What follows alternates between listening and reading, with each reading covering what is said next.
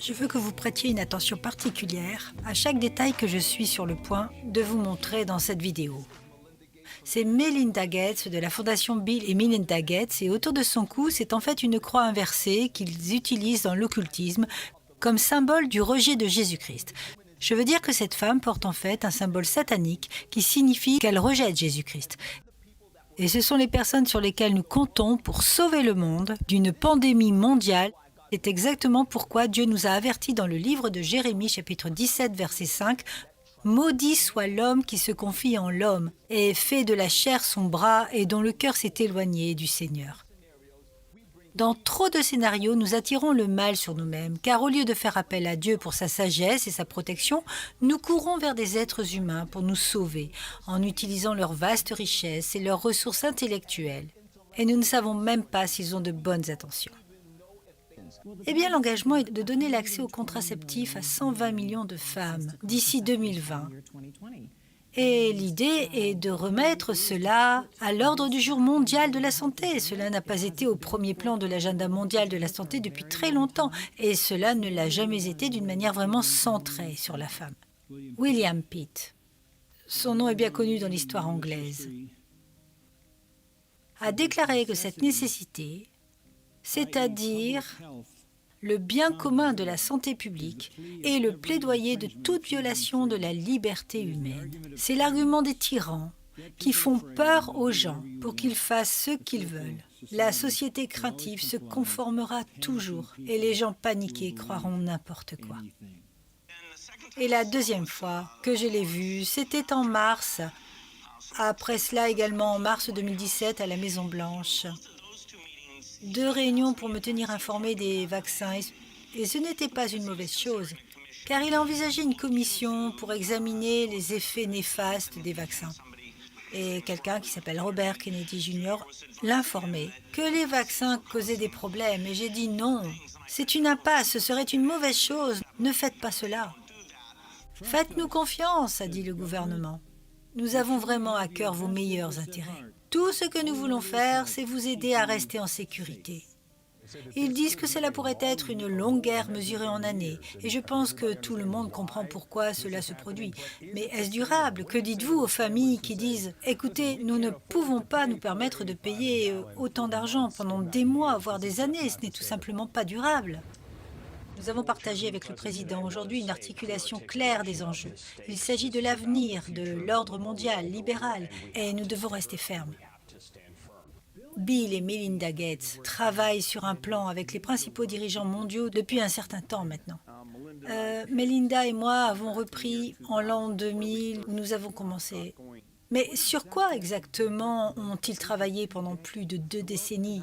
Le Forum économique mondial engage les principaux leaders politiques, commerciaux, culturels et autres de la société pour expédier l'agenda mondial, régional et industriel et leur objectif basé sur leur site web est de façonner le monde en un monde unique, en culture institutionnelle, un gouvernement mondial unique, une culture mondiale unique, une religion mondiale unique et un roi mondial.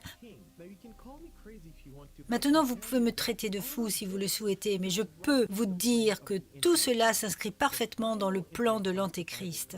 La Bible en parle dans Apocalypse 13.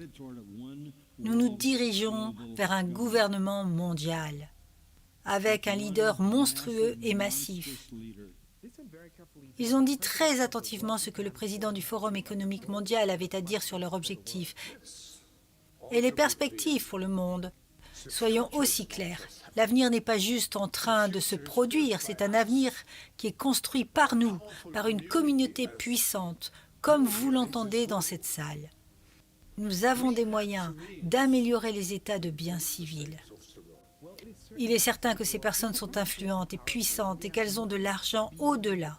Quoi qu'il en soit, il y a quelque chose de très important qu'ils doivent faire avant que tout ce plan puisse être démêlé maintenant. Écoutez très attentivement la proposition du roi d'Angleterre lors de leur réunion annuelle, ici.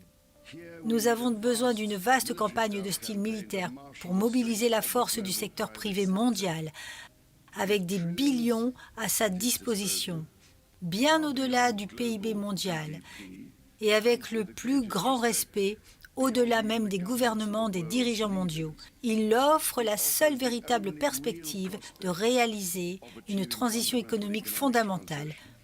Juste au cas où vous pensez que vous pourriez être protégé par une loi constitutionnelle, un amendement, la vérité est que tout cela peut être jeté pour décider si cela présente un problème pour ces dirigeants mondiaux. C'est exactement ce qui s'est passé en 2020.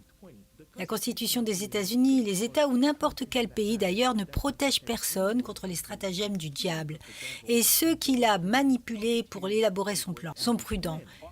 Et je veux dire une attention particulière à la construction et au maintien de l'ordre mondial libéral international avec les États-Unis et l'Europe à son cœur était le fondement du succès dont le monde a connu durant la seconde moitié du XXe siècle. C'est exactement pourquoi la Bible dit, dans le psaume 118, qu'il vaut mieux se réfugier dans le Seigneur que de faire confiance aux gens. Il vaut mieux se réfugier dans le Seigneur que de faire confiance aux hommes nobles. Au lieu de faire confiance à Dieu et de faire confiance à sa souveraineté et à son pouvoir, tournez-vous vers les hommes pour vous sauver.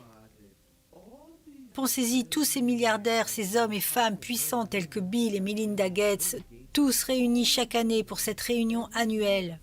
Ils jouent directement dans les mains de Satan, dans son antéchrist final. La Bible dit que le cœur est tortueux plus que tout. Qui peut le comprendre ? Vous ne pouvez pas faire confiance aux hommes et certainement pas faire confiance à ces gens. Maintenant, où tout cela va-t-il ? C'est le royaume que Satan rassemble comme la dernière tentative de détrôner Dieu. Il décrit ce royaume comme ayant des pouvoirs comme un léopard et un lion. Et ce que nous trouvons ici, c'est que ce monstre n'est autre que l'antichrist final. Même maintenant, Jean dit qu'il y a beaucoup d'antéchrists, c'est le dernier. Il sort de la mer, hors des nations. Il consolide toute la puissance mondiale. C'est le mondialisme. Symbolisé par 10 cornes, un certain nombre d'achèvements comme ses 7 têtes. Il a le pouvoir consolidé et l'autorité consolidée. Il est un blasphémateur, mais puissant. Et le dragon est Satan. Et le dragon a donné à l'Antéchrist, dans la vision de Jean, son pouvoir, son trône et sa grande autorité. Dans le livre de l'Apocalypse, en particulier dans le chapitre 13 de l'Apocalypse, nous pouvons voir que c'est puissant. Les gens penseraient qu'il possède la planète. Il fonctionne exactement comme la Bible le dit. Dans le chapitre 13 de l'Apocalypse, il lui a exactement été donné de faire la guerre aux saints et de les vaincre, et l'autorité lui a été donnée sur chaque tribu, sur chaque langue et chaque nation. Et tous les habitants de la terre l'adoreront, ceux dont le nom n'a pas été écrit dès la fondation du monde, dans le livre de l'agneau qui a été immolé. Avec le recul, la plupart d'entre nous peuvent clairement dire que l'année 2020 a été une année de révélation ou d'élimination. Si nous avons vu la grande lance que les gouvernements de ce monde ont dû traverser pour amener les gens à se plier à leur volonté. La perspective prisée d'un gouvernement mondial, une force militaire au-delà de tout dans l'histoire de l'humanité qui est si puissante dans la mesure où elle dépasse les limites des nations souveraines. Et tout cela s'inscrit dans la planète que le prince de ce monde prévoyait depuis le début. Un plan qui est de soumettre les hommes à son influence et de les contrôler totalement, et comme le dit le livre de l'Apocalypse, pour que l'humanité l'adore. La bête veut l'adoration, mais seul Dieu mérite notre adoration. Mais il veut voler l'adoration qui est due à Dieu seul. Il est jaloux, tout comme depuis le début, jaloux de la gloire de Dieu. Alors que fait-il ? Il concocte un plan pour subjuguer les hommes et les faire adorer, pour voler la gloire à Dieu. Alors nous nous dirigeons vers un temps où il y aura un royaume satanique mondial. Il réunit tous les royaumes du monde, les consolide.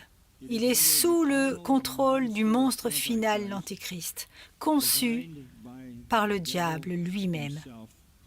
Et le monde entier le suivra. Le monde entier. Le monde est incité depuis plus de 20 ans à accepter les concepts anti-Dieu. La prochaine étape est l'adaptation des idéologies sexuelles homosexuelles et transsexuelles avec des dizaines de plateformes de streaming, sinon plus, promouvant l'immoralité et la licence encore et encore. Nous avons une société qui est non seulement préparée, mais prête à entrer dans la phase suivante. Nous sommes le pinacle du plan de Satan dans l'histoire humaine. Les progrès technologiques que nous avons réalisés en tant qu'humains sur la planète Terre font que ce gouvernement mondial unique semble très plausible et facile à quiconque. Et je me risquerais à dire que même les nations peuvent être contrôlées simplement en appuyant sur un bouton. C'est exactement pourquoi pendant la tribulation, seule la puissance de Dieu, la grâce de Dieu et la protection de Dieu préserveront ceux qui ne s'inclineront pas devant la bête. Les partis qui se rencontrent chaque année pour hacher le plan de l'anti-Dieu et de l'antichrist, ils préparent le monde pour la venue de quelque chose de grand et de quelqu'un de grand. L'Église a besoin de se rapprocher de Christ et garder les yeux sur les choses d'en haut, où Christ s'est assis à la droite de Dieu. Ce n'est pas le moment pour les chrétiens d'être distraits par le temple et les choses terrestres. Maintenant, plus que jamais, c'est le moment pour nous d'être audacieux à propos de l'évangile de Jésus-Christ et d'avertir le monde à propos du jugement à venir. L'ennemi se rapproche et les hommes et les nations les plus puissants du monde ont conclu une alliance pour lutter contre le Seigneur Dieu Tout-Puissant. En tant qu'enfants de Dieu et étudiants du livre, nous savons comment tout cela se termine. Nous avons besoin d'être remplis d'huile et nous devons être vigilants car l'ennemi est comme un lion rugissant, affamé, désespéré, rusé, plus séduisant, plus destructeur dans sa quête pour dévorer qui il peut. Pour finir, enfants de Dieu, soyez audacieux et proclamez l'évangile de Jésus-Christ qui est le seul espoir pour le monde maudit à cause du péché.